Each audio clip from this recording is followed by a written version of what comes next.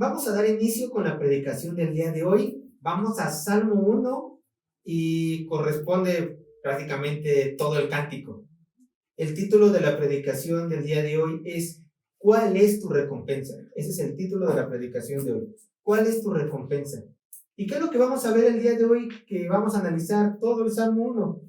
Bueno, veremos el contraste de la recompensa espiritual entre un justo y un pecador. Eso es lo que vamos a ver el día de hoy. Veremos el contraste de la recompensa espiritual entre un justo y un pecador. Y el bosquejo del Salmo se los presento de la siguiente manera. Punto número 1, las bendiciones del justo. Punto número 1, las bendiciones del justo. Y esto lo podemos ver del verso 1 al verso 3. Del verso 1 al verso 3, las bendiciones del justo. Punto número 2 del bosquejo, las maldiciones del pecador. Y esto lo podemos ver del verso 4 al verso 5. Punto número 2, las maldiciones del pecador, verso 4 al verso 5. Y por último, el punto número 3 del bosquejo, Dios conoce el caminar de cada persona, verso 6. Dios conoce el caminar de cada persona, verso 6. Este sería el punto número 3 del bosquejo. Verso 6, Dios conoce el caminar de cada persona. Y antes de que vayamos analizando el Salmo como nuestra costumbre, por favor, vayamos al Salmo número 1, verso 1, y vamos a leer del verso 1 hasta el verso 6, que prácticamente es todo el Salmo. Dice así la palabra de Dios. Salmo 1.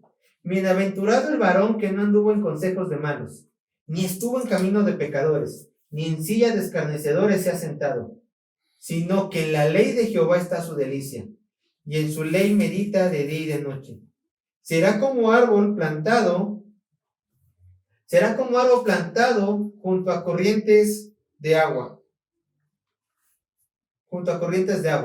que da mucho fruto en su tiempo, y su hoja no cae. Y todo lo que hace prosperará. No así los malos, que son como el tamo que arrebata el viento. Por tanto, no se levantarán los malos en el juicio, ni los pecadores en la congregación de los justos. Porque Jehová conoce el camino de los justos, mas la senda de los malos perecerá. Este sería todo lo que vamos a ver el día de hoy.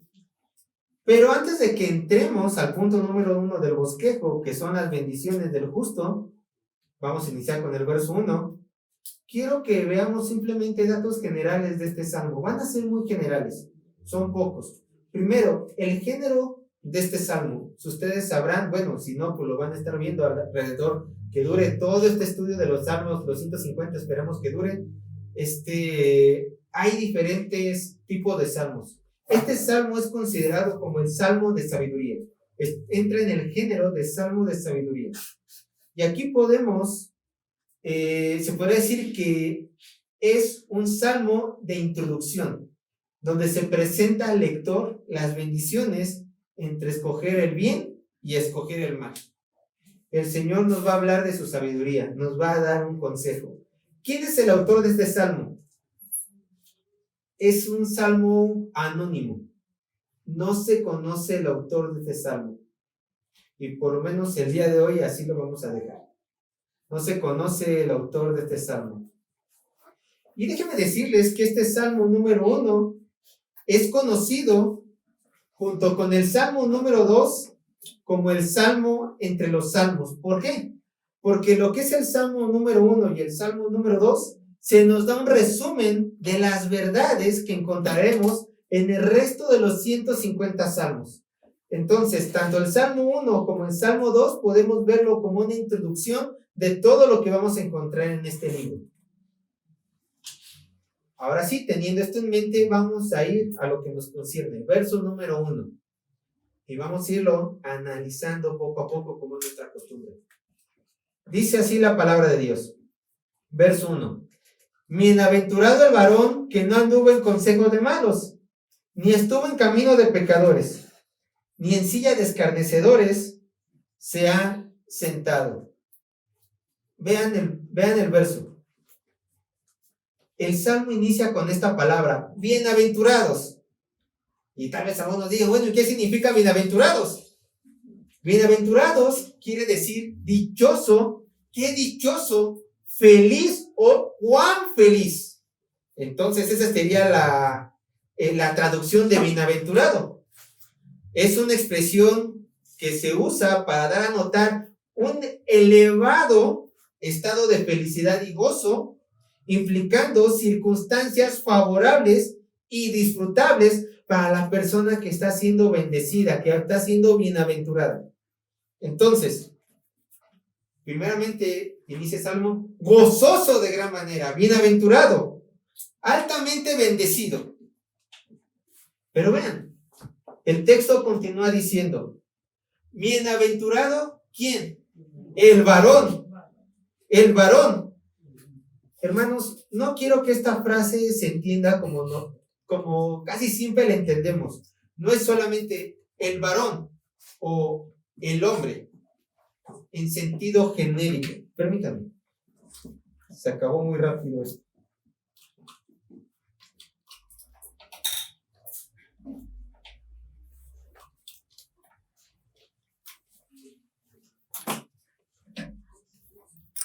Entonces, ¿quién es bienaventurado? El varón.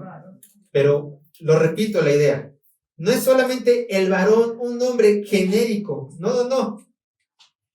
Más bien, cuando dice el varón, se está refiriendo a este hombre en concreto. Es decir, este hombre, uno entre mil. Este es el sentido que el salmista le quiere dar. Bienaventurado este hombre en concreto, este hombre entre mil. Este hombre que vamos a ver está esforzándose en hacer la voluntad de Dios. Ese sería. Y uno podría preguntarse, bueno, Sergio, este hombre entre mil, así tú nos lo estás presentando, pero ¿por qué este varón es tan especial? ¿Y por qué este varón es tan bendecido? Con esta gran dicha que dice bienaventurado, gozoso, sobremanera. Bueno, vean que la bienaventuranza de este varón no llega sola, hermanos, ya que el texto dice, bienaventurado el varón, y después dice, ¿qué? Bienaventurado el varón, ¿qué? Lo cual indica que para alcanzar esta gran dicha, esta bienaventuranza, este varón tuvo que hacer ciertas cosas, o mejor dicho, de acuerdo al Salmo, este varón no hizo tales cosas y por eso es bienaventurado. ¿Se dan cuenta? Entonces, vamos una vez más al verso 1. Recuerdan, lo estamos desmenuzando para poder entender lo que el salmista quiso dar a entender a la audiencia original y así nosotros podemos aplicarlo a nuestras vidas el día de hoy. Vean lo que dice Salmo 1. Bienaventurado el hombre, el varón, gozoso el varón, que, ahora sí, vamos a estar viendo qué es lo que no hizo. ¿Qué? Dice el verso, no anduvo en consejos de malo, ni estuvo en camino de pecadores, ni en silla de escarnecedores se ha sentado. ¿Lo ven? Solamente esta persona es bienaventurada. Pero vamos a analizar los tres aspectos que evitó este varón que es dichoso, que es gozoso, que tiene una gran bendición que lo favorece en todas las áreas de su vida. Primeramente, ¿qué dice el texto? No anduvo en consejos de malos. No anduvo en consejos de malos. Vamos a detenernos tantito allí. La palabra malo que aquí vemos proviene de la palabra hebrea raza, así. R-A-S-A, raza. Y significa impío. ¿Qué es un impío? Impío es una persona que es prisionero de sus malos deseos. Es una persona prisionera de sus malos deseos. Y entonces, la persona bienaventurada, el varón que aspira a ser bienaventurado o mujer que aspira a ser bendecido con un gran gozo en el Señor, sobremanera, no se deje influenciar por el consejo de ¿quiénes? De estos impíos, de esas personas malvadas. ¿Por qué? Porque, ¿cuál es una de las maneras para no dejarse influenciar por los impíos? Una, seleccionando sus amistades. Porque este hombre que es bienaventurado sabe que hay gente impía y reconoce que si se junta con esta gente impía o empieza a escucharlos, como dice el texto, empieza a escuchar su consejo, esta persona se va tarde o temprano a corromper. Entonces el aventurado dice, no, tengo que seleccionar mis amistades. ¿Por qué? Porque la única fuente de mi consejo, ¿cuál es? La palabra de Dios, la voluntad de Dios. Yo les pregunto algo, hermanos. ¿Qué sale de la boca de los malos? ¿Qué sale de la boca de los impíos? De la gente malvada con malos deseos. ¿Puede salir algún consejo que ayude a los hijos de Dios a ser a la imagen del Señor Jesucristo? Claro que no. Claro que no. ¿Por qué? Porque solamente hablan de lo que hay en su perverso corazón. Vean lo que dice Lucas capítulo 6, verso 45. Lucas capítulo 6, verso 45. Lucas capítulo 6, verso 45. Dice así la palabra de Dios. En Lucas capítulo 6, verso 45. El hombre bueno, que del buen tesoro de su corazón saca lo bueno. Y el hombre malo, del mal tesoro de su corazón saca ¿qué? Lo malo. ¿Por qué? Porque de la abundancia del corazón habla la boca. Si un cristiano, si alguien que quiere ser bienaventurado, o bueno, este varón lo logró entender, el salmista sí lo quería plantar. Este varón que es bienaventurado jamás va a pedir un consejo a un incrédulo. ¿Por qué? Bueno, aquí quiero verlo como un consejo como espiritual. ¿Por qué? Porque solamente va a escuchar cosas malvadas. Un ejemplo. Oye, ya no está funcionando nada bien en mi matrimonio. ¿Qué hago? Impío, ¿qué hago? Aconséjame. Pues déjalo, pues déjala. Si este hombre o mujer no está cimentado en la palabra de Dios, dirá, pues sí es cierto, si ya no soy feliz, pues lo voy a dejar, pues la voy a dejar. ¿Qué gran consejo me das, amigo?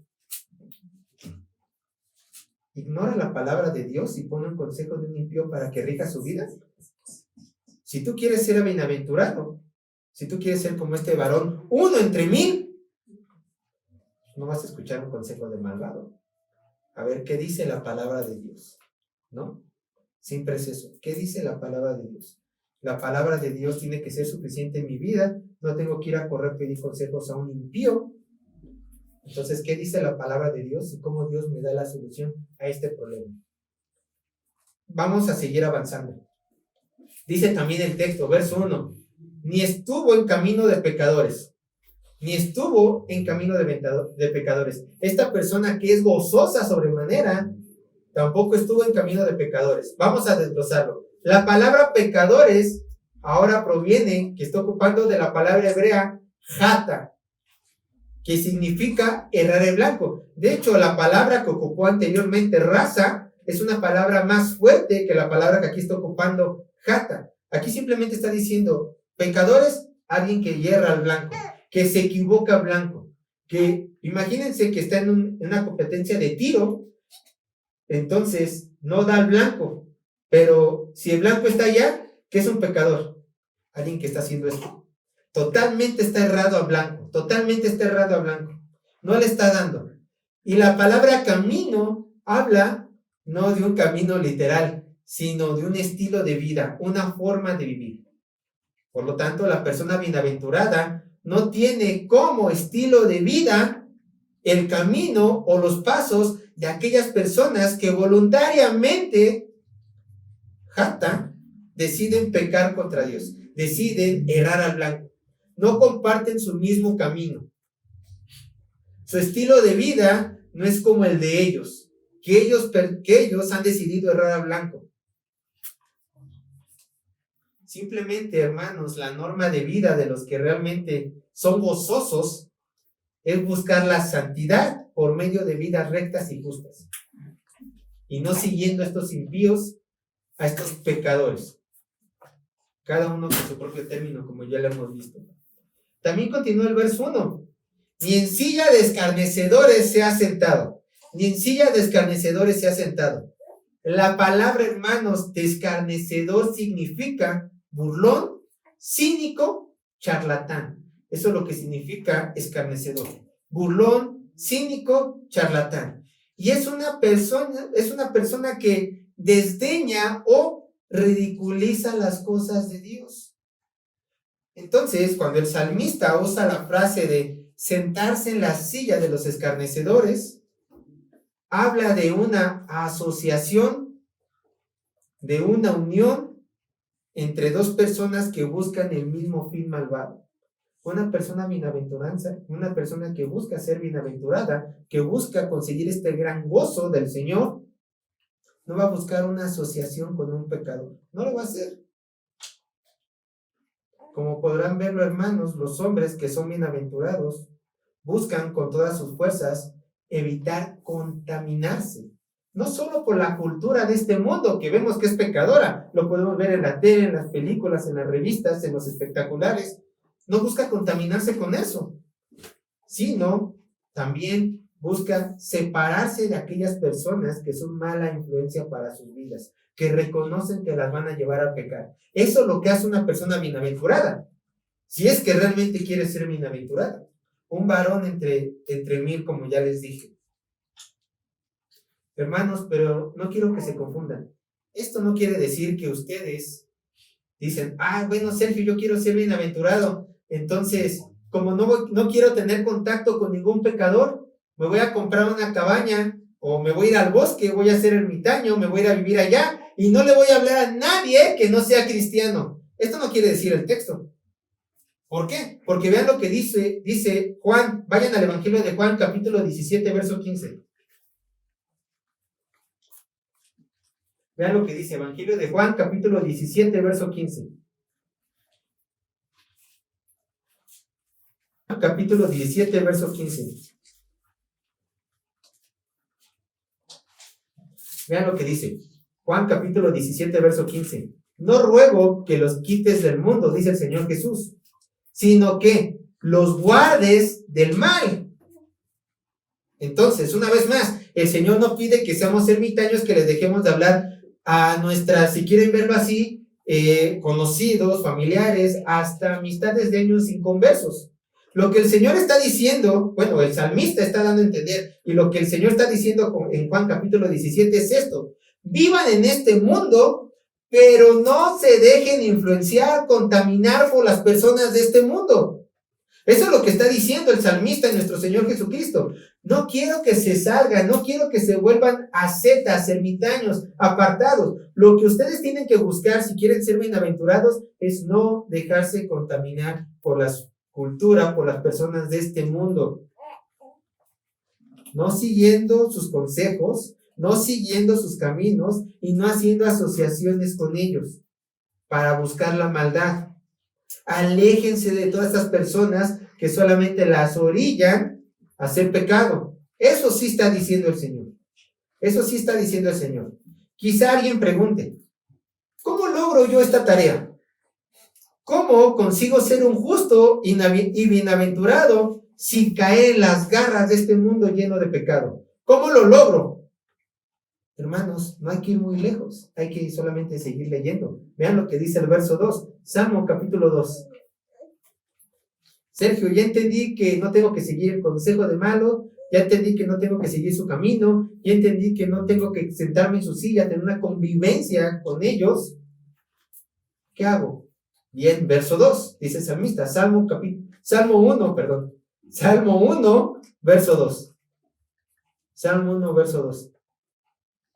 Dice así la palabra de Dios: sino que en la ley de Jehová está su delicia, y en su ley medita de día y de noche. Vamos a analizar este verso. Primero inicia el verso, sino que. Esta frase hace un contraste. Esta frase de contraste. El bienaventurado no se deleita o se satisface en la compañía de los pecadores de este mundo. Contraste. Sino, ¿qué hace? Vean el verso 2. Sino, en la ley de Jehová está su delicia. Hermanos, solo en la palabra de Dios se encuentra la delicia de todo cristiano genuino. De todo cristiano genuino. Únicamente, hermanos, en su contenido de la palabra de Dios podemos encontrar la fuente de verdad, de la verdadera felicidad. Solamente allí la podemos encontrar, y el Salmo así lo plasma, el salmista así lo plasma. Miren que el Creador, en su voluntad, ha decidido que este sea el primer salmo, el primer cántico que vamos a estar analizando, y el primer cántico que encierra los otros 150. Y nos recuerda que tenemos que poner la mirada ¿en dónde? En la palabra de Dios. En la palabra de Dios. Hijo mío, dice Dios, si tú quieres ser bendecido, quieres tener este gozo sobrenatural que invade, que permea todas las áreas de tu vida, no seas influenciado por los malos, que ahí no esté tu deleite, sino, ¿en dónde? En la palabra de Dios. Ahí sí, déjate influenciar por cada letra, coma, tilde que encuentres allí, por la palabra de Dios. Déjenme decirles, hermanos, que la Biblia para nuestro Dios no es un simple libro. No es como algo que, ojalá, a lo mejor ustedes conocen, que ustedes dejan abierto en el Salmo 91 en sus casas ahí, y digan, mi casa está protegida porque ahí está la Biblia abierta en el Salmo 91. No es para eso la Biblia. La Biblia es para leerla, meditarla y sacarle su mayor provecho, porque solamente en ella hay gozo. ¿Ustedes saben hasta qué grado tiene Dios en estima la palabra? Quiero que lo vean. Salmo 138, verso 2. Salmo 138, verso 2.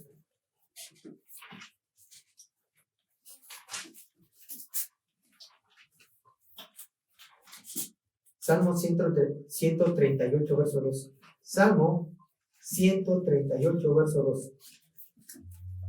Ustedes entienden que la palabra de, que el nombre de Dios es santo. ¿Sí? Espero que lo entiendan. El nombre de Dios es santo. Si ustedes colocan algo al lado del nombre de Dios, ¿qué sería? Blasfemia. Porque el nombre de Dios es tan grande, es tan santo, que nada puede estar al lado de él, ¿verdad? Nada. Vean lo que dice el salmista.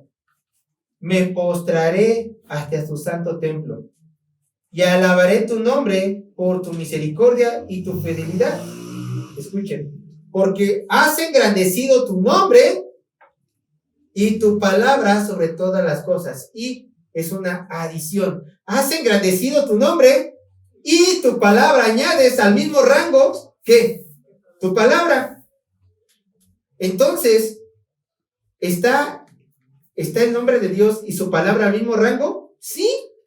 Dios honra su propia palabra al mismo grado de su nombre. Por eso, alrededor de los salmos y alrededor de toda la palabra de Dios, constantemente nuestro Señor va a decir, Biblia, Biblia, Biblia, Biblia, Biblia, Biblia. Porque si honras mi palabra en obediencia a mí, honras mi santo y bendito nombre. Me honras a mí, el creador de todo. Una vez entendido esto, ahora podemos entender por qué el salmista dice, solamente en la palabra de Dios van a encontrar verdadero gozo. Bienaventurados si atesoran la palabra de Dios. Y quiero mostrarles unos versículos donde también podemos ver a gente que ha sido bienaventurada, que ha encontrado su gozo, su satisfacción en la misma palabra de Dios. Vamos a los libros de Salmos. Vean lo que dice Salmos 112, verso 1. Salmos 112, verso 1. Uno puede decir, ¿podemos encontrar gozo en este libro? Los salmistas dicen, sí, se puede encontrar gozo en la palabra de Dios. Salmos 112, verso 1. Salmos 112, verso 1. Dice así la palabra de Dios. Salmo 112, verso 1. Bienaventurado, una vez más la palabra, gozoso, ¿de cuál manera? Feliz sobremanera. Bienaventurado el hombre que teme a Dios, escuchen, y en sus mandamientos se deleita en gran manera. Se deleita en gran manera. Salmo 119, verso 14 al 16. Está enfrente. Salmo 119, verso 14 y 16. Salmo 119, verso 14 al 16. Dice así la palabra de Dios. Me he gozado en el camino de tus testimonios más que de toda riqueza. En tus mandamientos meditaré. Consideraré tus caminos. Me regocijaré en tus estatutos. No me olvidaré de tus palabras. ¿Qué hace el salmista? Me regocijaré. Encontraré gozo en tus estatutos. Y vean lo que dice el profeta Jeremías. Jeremías, ¿recuerdan cómo le dicen al profeta Jeremías? El profeta lloró. Vean en medio de tanto sufrimiento lo que él dice. Jeremías, capítulo 15, verso 16. ¿Qué consolaba a Jeremías? Jeremías, capítulo 15, verso 16. Dice así la palabra de Dios. Jeremías, capítulo 15, verso 16. Fueron halladas tus palabras y yo las comí. Y tu palabra me fue ¿qué? Por gozo y por alegría de mi corazón, porque tu nombre se invocó sobre mí, oh Jehová de los ejércitos. ¿Se dan cuenta? Se puede encontrar gozo en la palabra de Dios. Pero miren que el salmista no solo dice que el bienaventurado solamente se deleita en la palabra de Dios, también dice lo siguiente. Vean el verso 2, Salmo capítulo 1, verso 2. No solamente encuentra gozo en sus palabras, sino también, ¿qué dice? Salmo verso 2. Y en su ley medita de día y de noche. En su ley medita de día y de noche. ¿Quieres ser bienaventurado? ¿Quieres ser gozoso sobremanera? Es más, así te la pongo. ¿Quieres hallar la felicidad verdadera? ¿Quieres hallarle sentido a tu vida? Bueno, igual que el salmista. No escuches este consejo de malo, no escuches este consejo, no vayas por camino de pecadores, no te sientes en silla de escarnecedores, gózate en la palabra de Dios, ¿y qué? Medita en la palabra, en su ley de día y de noche. Yo quiero darles unos términos para que ustedes puedan entender más claramente este versículo y nos den la misma palabra de Dios. La palabra meditar literalmente significa susurrar. Susurrar. Y en su ley susurra de día y de noche. Y uno a lo mejor como mexicano puede decir, ¿a qué se está refiriendo? ¿Cómo que susurrar? Yo no entiendo la relación entre susurrar y meditar. Bueno, ¿qué está haciendo el salmista? El salmista lo que está haciendo es trayendo una costumbre judía de rabinos judíos al salmo. ¿Cómo? Los rabinos judíos repetían la palabra de Dios ¿cómo? Con susurros. Prácticamente, si ellos querían meditar en algo, recuerden antes conseguir libros, rollos, era muy caro, era muy difícil. Entonces ellos ¿qué hacían? Memorizaban y susurraban mientras recordaban la palabra de Dios. Susurraban y recordaban, susurraban. De hecho, fíjense, esto es algo raro en nuestra cultura. ¿Sabían que anteriormente, hace 2000 años, la gente cuando leía, no leía en la mente? Siempre se leía en voz alta. Esto es algo nuevo en nuestra cultura, leer en la mente. No es que esté mal, pero bueno, así podemos entender el contexto de la gente antigua. Entonces, el meditar está indicando que debemos de pensar en la palabra de Dios que estamos leyendo y aplicándola en nuestra vida. Eso da a entender la palabra de susurro y meditación. Entendemos la palabra de Dios, la estamos repitiendo ¿para qué? No como periquitos, sino para que nosotros la podemos entender plenamente y después ¿qué? Pasarla a la aplicación. Pero también el Salmo dice, de día y de noche. O sea, meditamos en la palabra de Dios o se medita en la palabra de Dios de día y de noche. Hermanos, esto no quiere decir que hay que pasar días sin dormir, meditando, pensando en la palabra de Dios. Eso no está diciendo el texto. Lo que sí significa es el que ama a Dios va a tomar tiempo para conocer su voluntad que se refleja en la revelación de las Escrituras. Eso significa meditar de Dios de día y noche. Tú, si quieres ser bendecido, vas a dedicarle tiempo a conocer este libro, a pensar en este libro, a ver cómo aplicarlo en tu vida.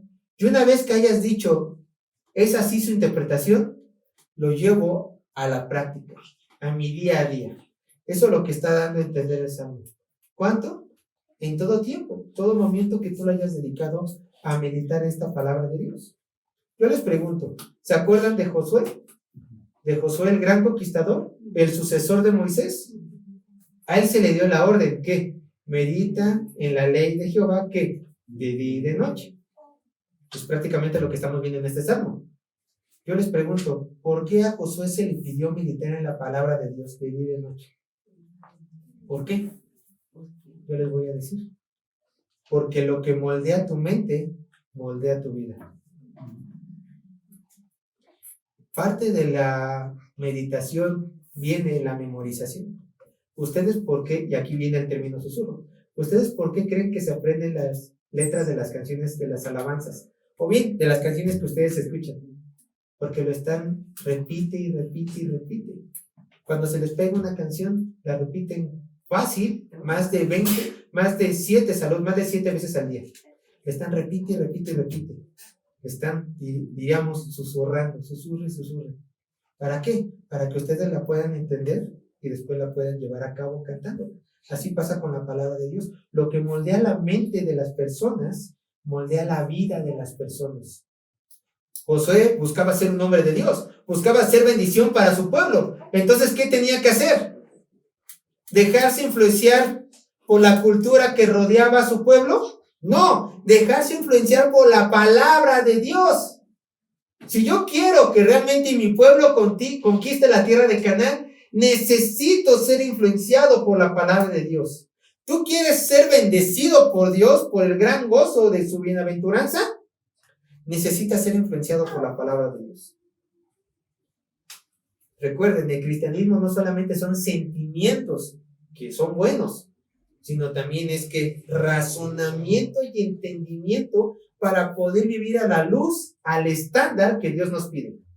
Si no nos sirve. Si nuestra mente, hermanos, está moldeada por la Biblia, entonces esto se verá reflejado en nuestras vidas. Yo voy a explicar esto más adelante. Continuamos con el verso 3, que son 6 versículos, a fin de cuentas. Verso 3, vean lo que dice. Vamos armando el hilo, vamos desmenuzando estos versículos para poder entenderlo y poderlo vivir. Dice el verso 3, Salmo 1, verso 3. Salmo 1, verso 3. Dice así la palabra de Dios. Será como árbol plantado junto a corriente de aguas, que da su fruto en su tiempo y su hoja no cae. Y todo lo que hace, ¿qué? Prosperará. Vean con qué inicia la palabra. Será.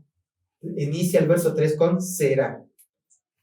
Y esta palabra será indica el resultado de vivir inmerso en la palabra de Dios. O sea, si tú vives inmerso en la palabra de Dios, por lo tanto, ¿qué? Serás. Si tú no estás inmerso en la palabra de Dios, no vas a hacer esto. ¿Me explico? El serás entonces es el resultado. Está dando a entender que es un resultado. Si tú quieres ser bienaventurado y estudias la palabra de Dios, entonces la bendición para ti, que buscas esa santidad y ese gozo, entonces serás como. ¿Sí?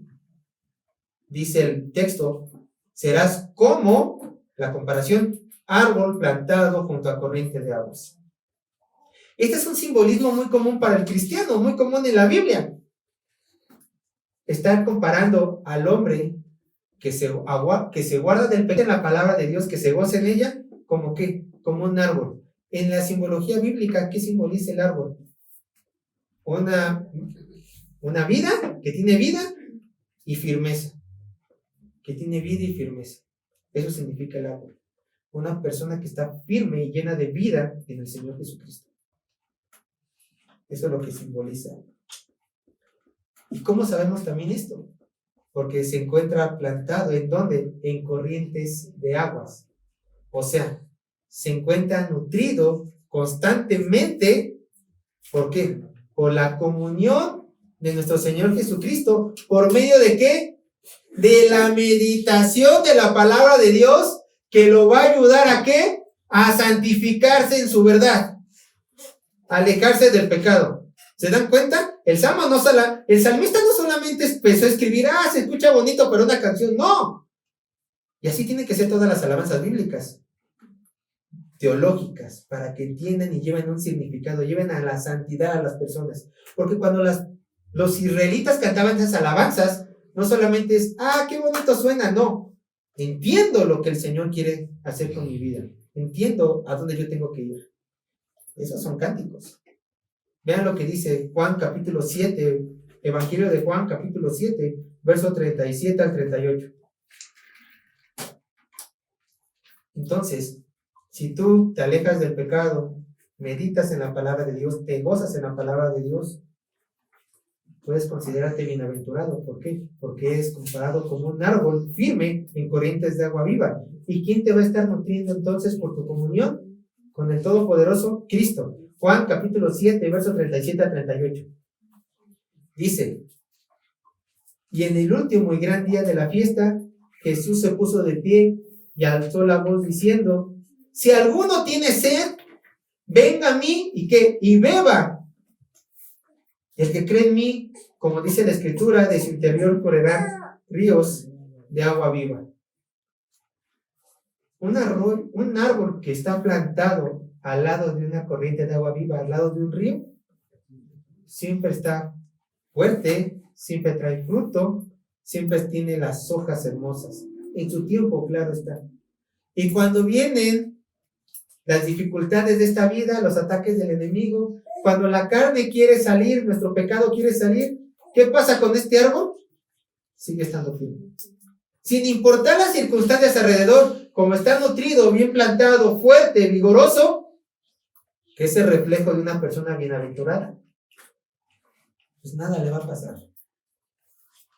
Bueno, puede haber aflicción, claro está, pero su fe en Cristo va a estar siempre firme, siempre, sin importar qué es lo que pasa a su alrededor. Y eso es lo que queremos, firmeza en Cristo. Padre y madre nos pueden faltar, pero que jamás nos falte nuestro Señor. Continúa el verso 3 diciendo: será como árbol plantado, Salmo 1, verso 3. Salmo 1, verso 3.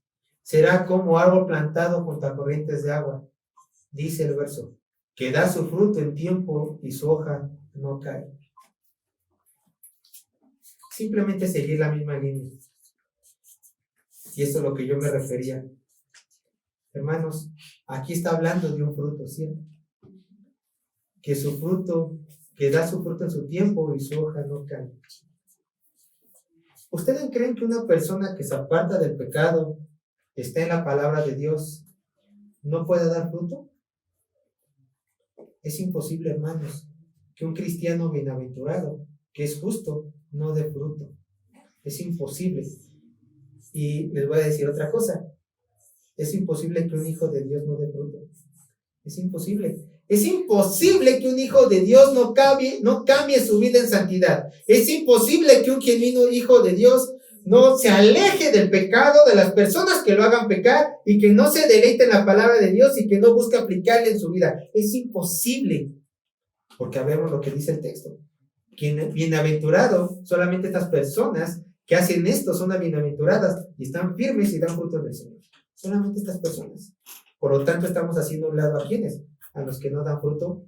¿Por qué no dan fruto? Porque no están en la corriente de vida. ¿Por qué no están en la corriente de vida? Porque no tienen comunión con Cristo. ¿Por qué no tienen comunión con Cristo? Porque no lo conocen por medio de las Escrituras. Y si no lo conocen por medio de las Escrituras, nunca van a vivir una vida santificada. Y si no viven una vida santificada, van a estar en sus delitos y pecados. Y si están en sus delitos y pecados, nadie ha muerto por ellos. Y si nadie ha muerto por ellos, entonces no son cristianos. Y si no son cristianos, ¿dónde van a ir? Al infierno. Todo bailado, ¿se dan cuenta? Sergio, ¿qué te da la certeza a ti y a mí de que voy a dar fruto si hago todo esto? No me creas a mí. Vea lo que dice el Señor Jesús. Juan capítulo 15, verso 5. Juan capítulo 15, verso 5.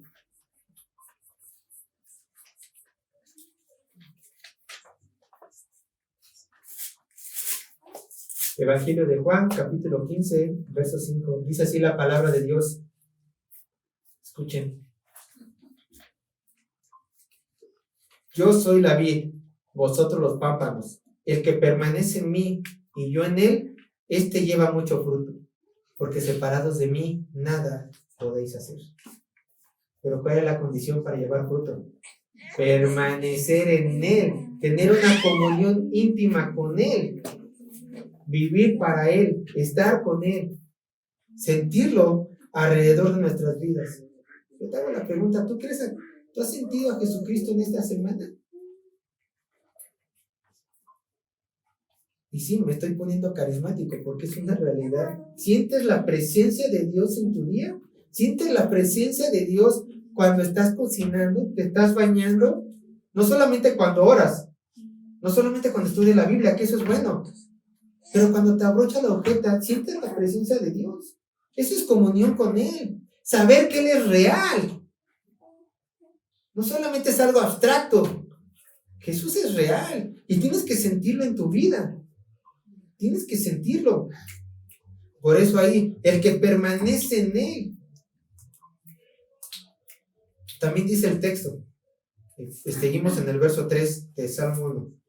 Y todo lo que hace, ¿qué? Prospera. Aquí nuestros hermanos carismáticos han de estar gozosos cuando leen este verso. Uy, qué bien, todo lo que voy a hacer va a prosperar y en el nombre de Jesús voy a hacer esto y aquello y todo esto. ¿Qué creen? Esto no está diciendo el texto.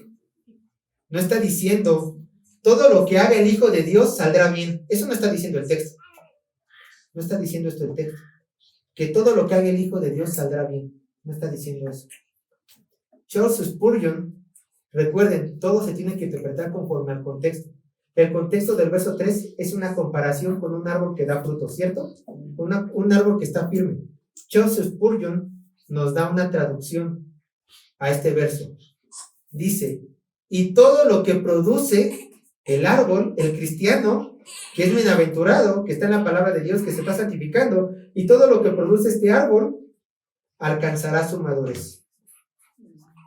Todo lo que produce este árbol alcanzará su madurez.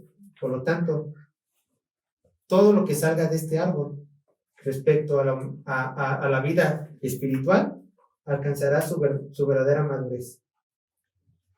Creo yo que esta es una buena traducción de Spurgeon, que va más sentido a la analogía que hemos estado viendo del árbol. No es que todo le salga bien, sino todo lo que proponga hacer en su vida espiritual será maduro, será bueno, será agradable al Señor. Alcanzará esa madurez adecuada. El propósito que el Señor quiere en esa acción, ese crecimiento espiritual. ¿Se dan cuenta?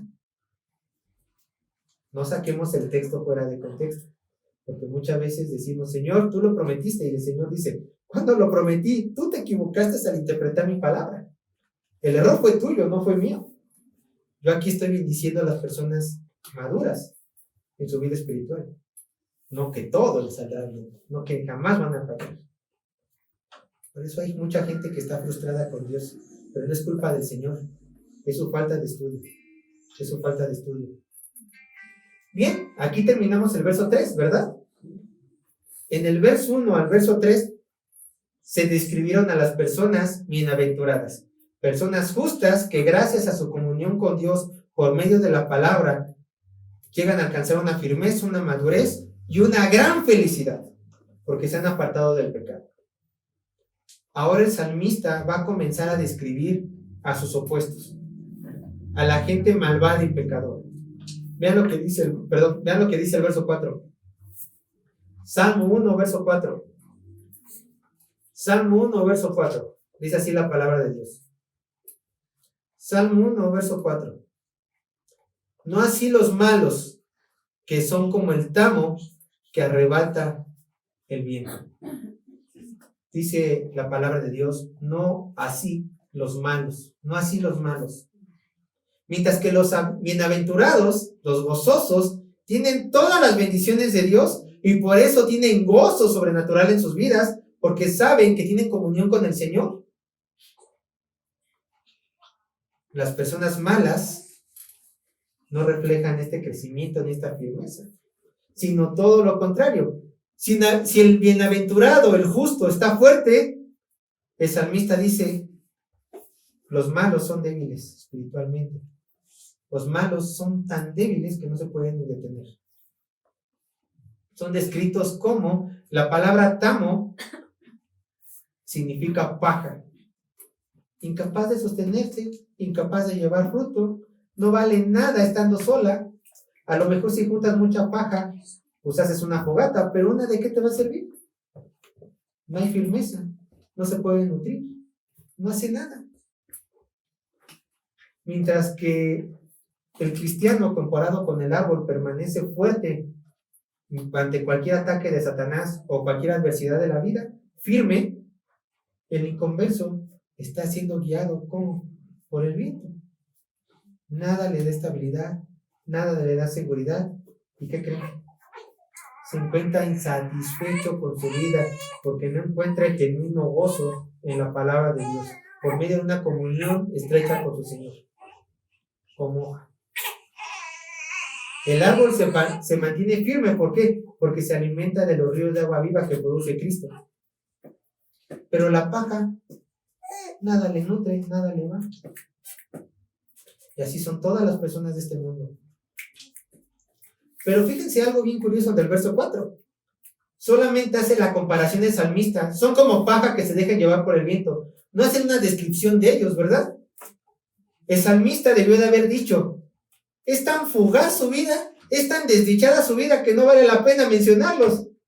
Simplemente vale saber de ellos. Son como paja. La gente alejada de Cristo son como paja. Son simple paja. Pero fíjense, si comparamos a los malos con el verso 1, ¿cómo son los malos? Si el bienaventurado no sigue estos caminos, ¿qué sí hace el malo? El malo, que es paja, que no tiene una comunión con Cristo, anda en consejos de malos, de impíos, están en camino de pecadores, siguen su estilo de vida y se sientan en silla de escarnecedores. Esto hacen los malos todo el tiempo, en todo momento. Yo quiero aplicar algo con respecto a la iglesia. Algunos autores mencionan que el verso 1 de Salmo 1 se nos presenta las resbaladillas de la decadencia espiritual de un cristiano. Vamos a olvidarnos ahorita tantito de un inconverso. Vamos a aplicarlo a la vida del cristiano. Es una resbaladilla de la vida del cristiano. ¿Cómo cae el cristiano? El cristiano no hace esto. ¡Ay, me caí! Muchas veces sí nos pasa. ¡Ay, nos caemos de golpe! Pero es tan duro el golpe que decimos, ¡ay, me levanto! ¿No? Pequé, paz. ¡Ay, pequé! Me levanto, Señor, perdóname, sigo mi camino. Por lo general no pasa esto en la vida del cristiano. ¿Qué pasa? Nos deslizamos en de resbaladilla y así nos sentimos el golpe. Lo sentimos ya cuando estamos hasta abajo, pero mientras tanto nos vamos deslizando. ¿Cómo es este desliz? Primeramente, un cristiano, cuando se olvida de la comunión con el Señor, anda en consejos de malos. ¿Cómo es esto? Se aleja de la palabra de Dios, que es lo primero que hacen todos los cristianos cuando empiezan a pecar. Se alejan de la palabra de Dios, de su comunión con Cristo, y empiezan a llenar sus mentes ¿con qué? Con el consejo de gente impía, gente malvada. Andan en consejo de malo. Primeramente andan en sus consejos. Primeramente los escuchan. Ven qué dicen. Alejan la palabra de Dios, su voluntad de nuestro Señor, y empiezan a escuchar el consejo de malo. Pues creo que este consejo no está tan mal. Ni empiezan en la Biblia, ni hemos pensado en la Biblia cuando estamos en esta situación. Simplemente creemos que su consejo no está mal. 2. Después, ¿qué pasa? Vamos resbalando. Después, cuando empezamos a ignorar la Biblia y empezamos a hacer caso a consejos de malos, empezamos a estar en camino de pecadores. Toma ese camino. ¿Lo escuchas? Y dices, pues sí, pues no es tan malo este pecado. Y empiezas a caminar en ese pecado. Pero, ¿quién es tu compañía? Si estás en camino de pecadores, ¿quién es tu compañía? Pues los pecadores. Entonces vas en camino de pecadores junto con pecadores, escuchando a pecadores y olvidando la palabra de Dios. Te vas deslizando. Pero ahí vas imitando sus pasos. Ahí vas imitando su cultura. Ahorita que me acordé, ya estamos cerca. Halloween. Vas imitando Halloween. No es tan malo disfrazar a mi hijo. No es tan malo disfrazar a mis hijos.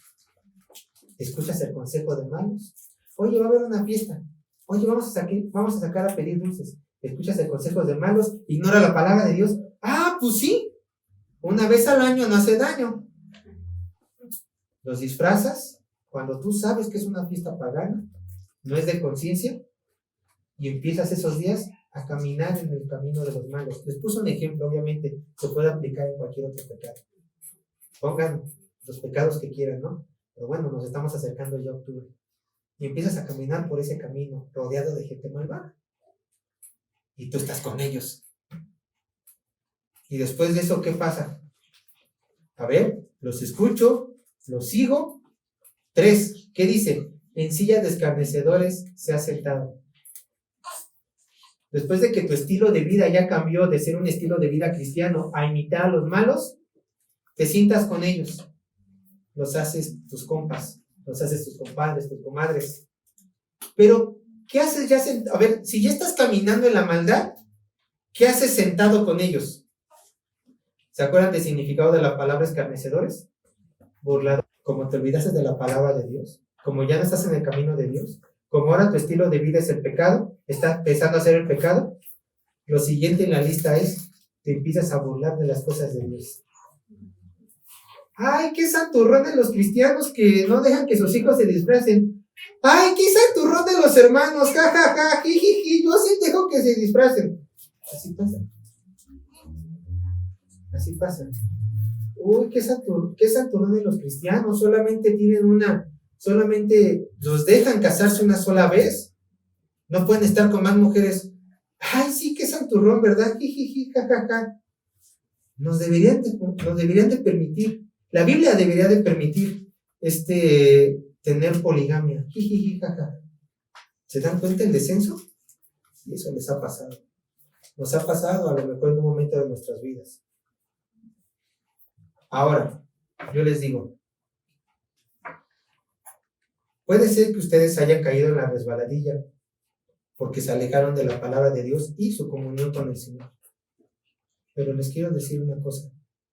Si ustedes no se levantan de esto, dan evidencia de que nunca fueron cristianos. Vamos a continuar, pero ya les presenté esta rebaladilla. Vean lo que dice Salmo 1, verso 5. Vean lo que dice Salmo 1, verso 5. Por tanto, no se levantarán los malos en el juicio, ni los pecadores en la congregación de los justos. Como el malo no tiene una comunión, recuerdan, son comparados con qué, con paja, sin firmeza, sin vida, sin fruto. Como los malos no tienen una comunión con el Señor ni con su palabra, por tanto, como consecuencia de no estar firmes, agarrados del Dios Todopoderoso, por tanto, como consecuencia de, no se levantarán en el día del juicio. ¿Y esto qué quiere decir? Escuchen, no quiere decir que no van a resucitar. Todos, buenos y malos, dice la Escritura que vamos a resucitar. No lo busquen, yo lo leo. Dice Juan capítulo 5, verso 28 a 29. Juan capítulo 5, verso 28 a 29. Dice así la palabra de Dios. No os maravilléis de esto, porque vendrá hora cuando todos los que están en los sepulcros que oirán su voz, y los que hicieron lo bueno saldrán a resurrección de vida, mas los que hicieron lo malo a resurrección de muerte. Aquí está diciendo el texto que todos vamos a resucitar, buenos y malos. Pero entonces, ¿qué quiere decir el texto cuando dice no se levantarán en el día del juicio los injustos, los malvados? Se refiere a esto. No levantarán su cabeza para decir una sola palabra. No van a poder decir al Dios Todopoderoso, tú estás mal. Simplemente van a estar humillados, avergonzados, con las cabezas agachadas. Malvado, tú no me buscaste. Pecador, tú hiciste esto. Y sé que es verdad. Agachados. Porque saben que lo que hicieron era verdad. Porque saben que lo que hicieron no glorificaba a ese Dios que lo está juzgando. No van a poder ni levantar las cabezas. Esto se está refiriendo este texto. Vamos al último verso de este Salmo, Salmo 1. Recuerden, aquí desde el verso 4 al verso 5, el salmista trató de hacernos una imagen rápida de cómo es el pecador. Cómo es esa persona que no es bienaventurada. Los injustos. Pero vean lo que dice el verso 6. Salmo 1, verso 6. Porque Jehová conoce el camino de quienes. de los justos, mas la senda de los malos perecerá. Aquí hay una palabra muy interesante. Bueno, hay dos palabras muy interesantes que yo les voy a recalcar. Primeramente dice, porque Jehová conoce. En el hebreo, conocer no es conocer de un conocimiento simplemente superficial. En el hebreo, la palabra conocer indica una relación especial, un cuidado personal. Eso significa. Entonces, cuando el Señor dice, porque Jehová conoce el camino de los justos, se está identificando que Él, por medio de esa relación especial personal, sabe cómo el justo ha estado viviendo y sabe cuál va a ser su recompensa del justo, porque tiene una comunión íntima con el Señor. Vuelvo a lo mismo del ejemplo, porque está el hombre justo, el hombre bienaventurado, está plantado ¿en dónde? En las corrientes de agua viva. ¿Quién es la corriente de agua viva? Nuestro Señor Jesucristo. Eso se refiere. El Señor guiando a los justos en su camino, porque los conoce de forma personal, íntima. Pero no solamente el Señor conoce el camino de los justos, también ¿qué dice? Que conoce el camino de los pecadores. Mas la senda, el caminar de los pecadores, por dónde andan, qué ellos hacen o dejan de hacer, también lo conoce. ¿Y qué dice? ¿Cuál va a ser su destino? Los malos perecerán, porque el Señor conoce sus caminos, los malos perecerán. Los justos serán salvos porque han creído en Cristo y el Señor conoce sus caminos de santidad. Pero como el Señor sabe que los impíos son burladores del Señor, se burlan de las cosas buenas, conoce el Señor también sus caminos y ellos perecerán. Vean lo que dice Apocalipsis capítulo 20, verso 3 al 15. Apocalipsis capítulo 20, verso 3 al 15. Este es el destino de los pecadores, hermanos. Apocalipsis capítulo 20, verso 3 al 15. Apocalipsis capítulo 20, verso 3 al 15. Dice así la palabra de Dios. Apocalipsis capítulo 20, verso 3 al 15. Y el mar entregó los muertos que había en él, y la muerte y el Hades entregaron los muertos que habían en ellos, y fueron juzgados cada uno según sus obras. Y la muerte y el Hades fueron lanzados al lago de fuego. Esto es la muerte segunda.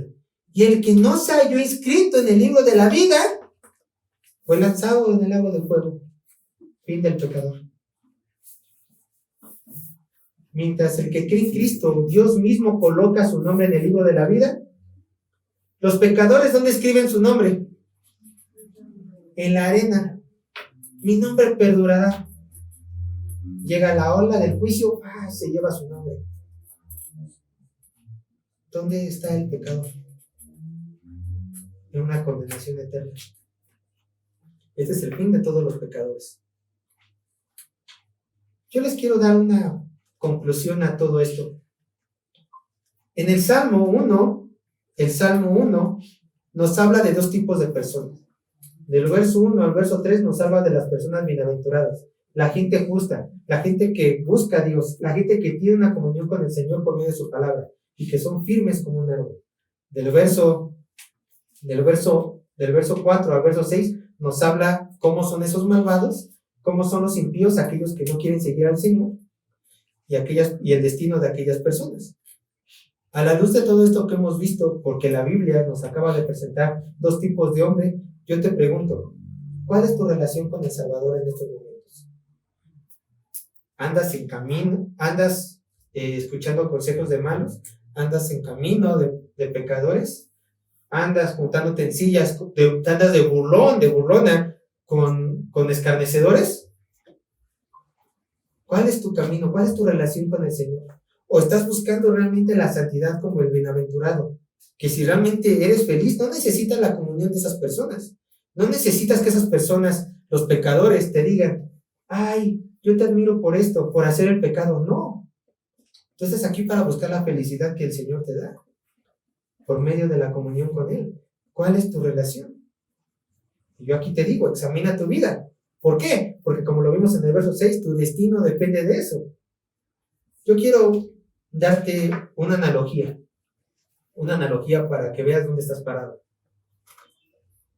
Esta analogía la daba el evangelista Billy Sunday cuando él acostumbraba evangelizar. Él contaba esta historia. Dice así, la voy a leer. Cito. Un cristiano profesante que consiguió trabajo en un campo maderero, que tenía reputación de ser un lugar de impiedad. Una vez, un amigo, al oír que este hombre había conseguido un puesto de trabajo allí, le dijo: si estos taladores se enteraran de que eres cristiano, vas a pasarlo muy mal. El hombre le respondió: ya lo sé, pero es que realmente necesito el trabajo. Al día siguiente salió hacia el campo. Después de un año, decidió volver a la ciudad para hacer una visita. Estando en la ciudad, se encontró con el amigo que le había prevenido del ridículo y de la persecución con que se iba a encontrar por parte de los taladores. Dice su amigo: ¿y cómo te ha ido?, le preguntó. ¿Te causaron problemas por ser cristiano? Oh, no, en absoluto, confesó el hombre. No me han molestado para nada. Todavía no se han llegado a enterar que soy cristiano. Volvemos a la comparación del árbol. Un árbol, cuando da fruto, toda la gente tiene que ver que ese árbol da fruto. Este hombre a lo mejor dice: no se los dije, pero no lo molestaron porque era igual a ellos. Seguía en el camino de los pecadores, seguía el consejo de los pecadores, se burlaba de las cosas santas con los pecadores. En este año que estuvo con los taladores, se mimetizó tanto con ellos que prácticamente se volvió un pecador. Se volvió un pecador. Por eso no lo molestaron. No quiero que te molesten. No quiero que te molesten. Pero la gente de a tu alrededor puede ver tus frutos. O quizás no los ve porque no eres cristiano. No los ve porque quizás no tienes una comunión estrecha con el Señor. Bueno, arrepiéntete y ten esa relación estrecha. O no los ven porque no eres cristiano, simplemente porque hablas como ellos, actúas como ellos, piensas como ellos, caminas como ellos, te burlas de las cosas que ellos les dan risa. ¿Qué diferencia tienes con ellos? Yo te lo diré: nada. Examina tu vida. Estás en un buen momento para arrepentirte. Pídele perdón, Señor. Pídele perdón a tu Señor. Y si no, pídele al Señor que te salve. Porque tienes que dar fruto. En una vida bienaventurada tienes que dar fruto. No puede ser que no. Vamos a orar, hermanos. Vamos a orar.